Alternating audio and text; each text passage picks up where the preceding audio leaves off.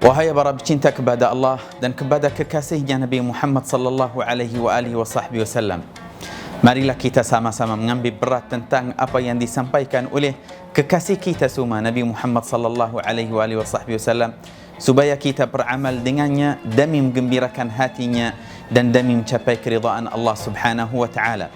Di antara amalan yang disunnahkan kita jaga, khususnya pada zaman ini yang mana ramai orang kena dengan ujian yang luar biasa, dengan bala yang begitu hebat dan sebagainya. Moga Allah Subhanahu wa taala menyelamatkan kita semua daripadanya secara zahir dan secara batin. Apa yang disampaikan oleh Sayyidina Abu Dharr Al-Ghifari radhiyallahu anhu arda, sahabat Rasulullah sallallahu alaihi wasallam yang dijamin masuk syurga Allah. Dalam hadis sahih, dia berkata, "Awsani khalili," kekasihku Nabi Muhammad sallallahu alaihi wasallam sudah berpesan kepada aku, sekiranya aku masak satu sesuatu ataupun sup dan sebagainya, buat banyak air ataupun tambah air badannya, dan saya tengok ataupun jiran aku macam mana keadaan mereka, dan hadiahkan sebahagian daripada makanan tersebut kepada jiranku. Nabi sallallahu alaihi wasallam pesan kepada Sayyidina Abu Dharr Al-Ghifari radhiyallahu anhu arda, kalau dia nak masak satu sesuatu, tambah sikit walaupun air, tambah air di dalamnya supaya dia jadi banyak. Kemudian tengok jiran kamu, berilah sebahagian daripada makanan tersebut kepada mereka. Beramal dengan sunnah Rasulullah sallallahu alaihi wasallam ini, lagi-lagi di akhir zaman ini, tuan-tuan puan-puan, seakan-akan kita sudah gugur syahid di jalan Allah Subhanahu wa taala, dapat ganjaran seorang syahid yang sudah mati kerana Allah Subhanahu wa taala. Man amila bi sunnati, perang siapa yang beramal dengan sunnahku semasa banyak kerosakan berlaku pada umatku, dia akan dapat pahala seorang syahid. Masya Allah.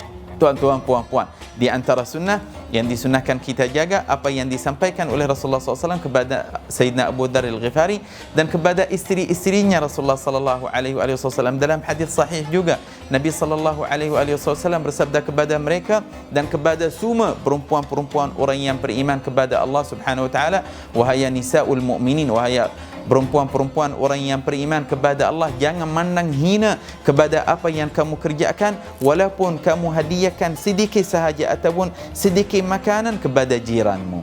Allahu Akbar. Inilah Nabi Allah berfirman di dalam Al-Quran.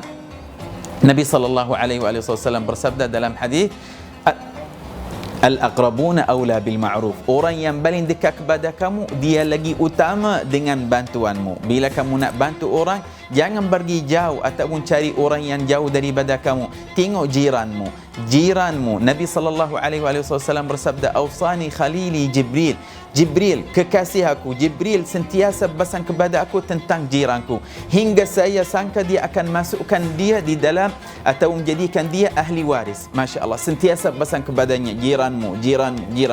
Ala kulli hal, tuan-tuan puan-puan, inilah satu sunnah yang ditinggalkan oleh ramai daripada orang yang beriman kepada Allah Subhanahu wa taala. Dia duduk di tempat tersebut berapa tahun, tapi dia tak pernah beri salam kepada jirannya, tak pernah tanya kabar dia, dan apalagi nak beri makanan dan sebagainya. Ala kulli hal, inilah tanggungjawab kita semua. Mudah-mudahan insya-Allah kita beramal dengan apa yang kita dengar. Wassalamualaikum warahmatullahi taala wabarakatuh.